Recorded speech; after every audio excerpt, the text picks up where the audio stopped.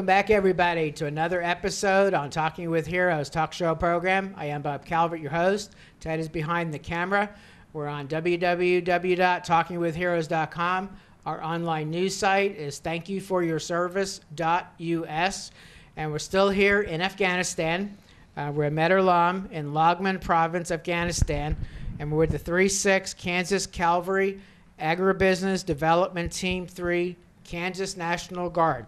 And we're going to be talking now with some of the agricultural team members. Sir, since you're sitting right next to me here, Thank if you. you could start out, you're welcome. If you could start out by introducing yourself with your rank, where you're from, and how long you've served.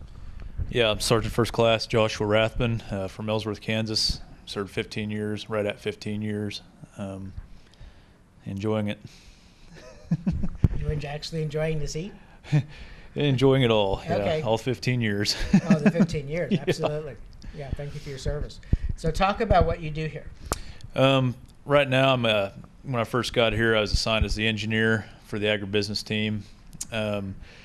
Basically developing projects, construction projects for, within the government or within certain villages out there, stuff that we can do to develop their agribusiness and their economy so they can start having money to spend on their own, start making their own decisions, stuff like that. Right now, with the economy in the shape it is, basically the enemy has a hold on their way of life. But if we can get the local people and their economy stabilized, basically we can have them start pushing out the enemy on their own instead of us doing it. Okay. Any specific projects you can talk about? Extension centers, we're working on remodeling some of those, basically taking some of the older buildings, refitting them, making them more suitable for today's standards, solar systems, so they can have computers, more instantaneous messaging between them and their hires.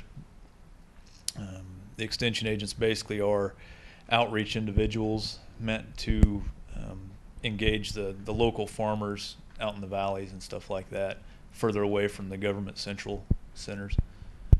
That's probably the most important ones that I've been working on is the extension centers. Okay, so you actually go out and meet with them, right? Oh, Meet yes. With the local people? Yeah, we engage usually several times a week if we either driving out to their place or calling them here to the FOB to talk and have meetings. Within the team we actually engage several times a week. Between the valleys with the elders and government officials, we have a lot of interaction with them. So would you say building up some friendships too, trust? Oh yeah, that when we first got here, that was probably the hardest part. Was you would see people but not really know how to engage them. After probably 2 to 3 months here, the elders in the valleys would actually start coming up to you, shaking your hand, happy to see you, glad to be around you, and they see that what we were actually doing for them was good for them. It was helping them out a lot, helping stabilize their communities, and they'd actually come out, as friends, and they call us on our phones, and hey, haven't talked to you in a while, how's it going? Just asking to check up on us because they ain't heard from us in a while. If we haven't talked to them or we went on leave and came back, it's kind of interesting.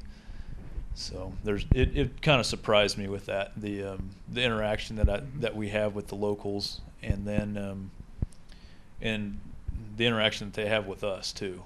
I didn't expect that. This is good though, because you hope that will increase to the point where you guys don't have to come back.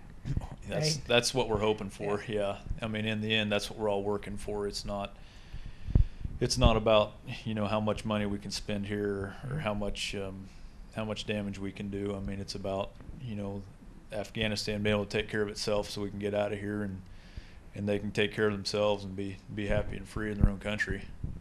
Absolutely. So being National Guard, of course, you're not full-time military. What do you do back home? Back home, I was a construction manager for a construction company. I kind of quit that right before I left so they could hire somebody else on and I could pursue my own construction company when I got out. So when I get back home, I'll be doing construction. got a small horse stable operation on the side. So Really? Yeah. Where at? It's in St. George, Kansas. St. George, Kansas. Yep. So anybody in that area that's interested in what, they could email me and I could contact you. Oh, absolutely. What yeah. is it you're going to be doing? Well, basically, I've just got a horse stable there. They can come board their horses there. Kids that are in college, stuff like that, that away from home, they can bring their horses, stable them there, and actually be around their animal instead of having to drive back home to take care of their animal. And then new construction company?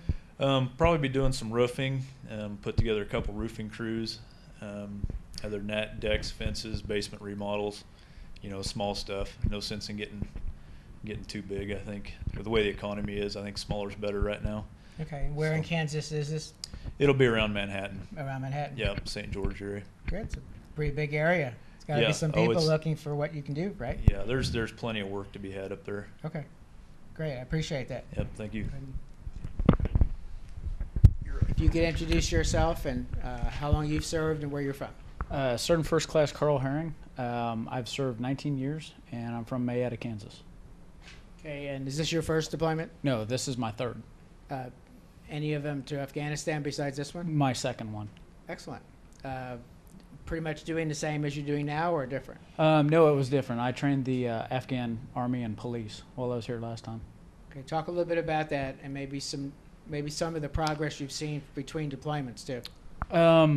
There's been a lot of progress in the military. I see a lot of units that don't have mentors like myself when I was here last time that are operating on their own. They have come a long ways from when I was here 3 years ago.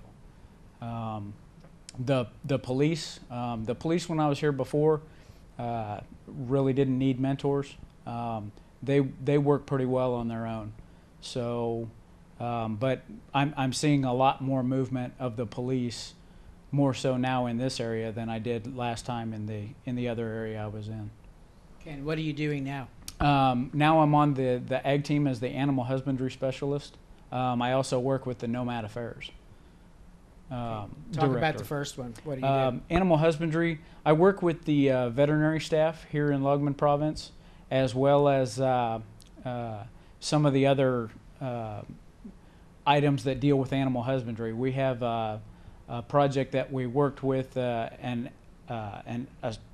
person that specializes in AI, which is artificial insemination. He had a stable where he had a single bull and needed a second one. The project helped provide him a second bull as well as some improvements on his business. Since those improvements have been made, he has pretty much gone about a quarter of a size bigger with his business than when we got here. And he's doing very, very well at it. I also work with like I said before, the veterinary staff, and we are developing a program to put more information out through not only radio but in brochures for diseases here in Loghman Province. There's a lot of diseases that are prevalent here. Some of them are endemic. So what we do is this is helping them by getting the word out without having to go to all these areas and train. They can take the brochures, and it'll give the people, it's another means to improve upon doing the training that they're doing, because sometimes it's like they say, a picture is worth 1,000 words. Same thing. The brochure has pictures in it so that they can more easily identify the diseases that they're trying to figure out what's going on with their livestock. So it's another means to help the farmers. And you talked about the radio station. I'm wondering if this is the same station where we filmed a few days ago. There was a professor. We are working okay, with the animal husbandry staff, the vet staff here in Medderlom, to develop a program for that. Okay, so you'll be able to get the information out more broadly to the people around. Absolutely. And then the last item that I've been working with since I've been here is the Nomad Affairs. They have a large nomadic tribe, or several nomadic tribes here in Afghanistan. They are the Kuchina, and that is they're nomadic. They move from place to place, and they free graze their livestock. They have the largest herds of goats and sheep in Afghanistan. Most families, on the average, have anywhere from 120 to 300 goats and sheep that they tend to.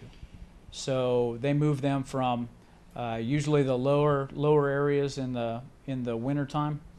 They graze them there because it's warmer, and then they'll move up into the mountains in the summertime and just basically following where the forages are. So and in working with them, working with Mr. Hanifi, the director, we have done several projects with them that deal with helping improve the forages that they feed. One was urea wheat, which we take urea and mix it in water and then treat the wheat chaff that they feed so that it improves the crude protein content of the forages that they're trying to use. Basically, it's just adding an input into it so that it boosts that protein. It worked very well, but unfortunately, some of the Cucina are not, they don't have enough money to buy what they need as far as forages sometimes. So they use the process. A lot of them got a lot of good training out of it, but as far as using it on a regular basis, sometimes they will, sometimes they won't. So it depends on how much money they have at the time, I guess. So when they move from area to area, they settle in, they set up tents? Yes, they being nomadic, they carry their houses with them. They live in very large tents. And I haven't actually met with any of the nomadic tribes where they live. I've met with a lot of Cucina that are settled. And the director has told me that there is a larger majority of them that are starting to settle. They still move their herds from place to place, but they also have, major areas that they're living now, and trying to develop, gardening tips and ways to raise crops, cereal crops, and trees as well. I have a village elder that we've done a project for that helped increase the amount of water that his village is able to retain with a small reservoir. And that project went very, very well, and he was very happy with it. It's improved the amount of clean water that they're able to hold by over double. So it was a very good project.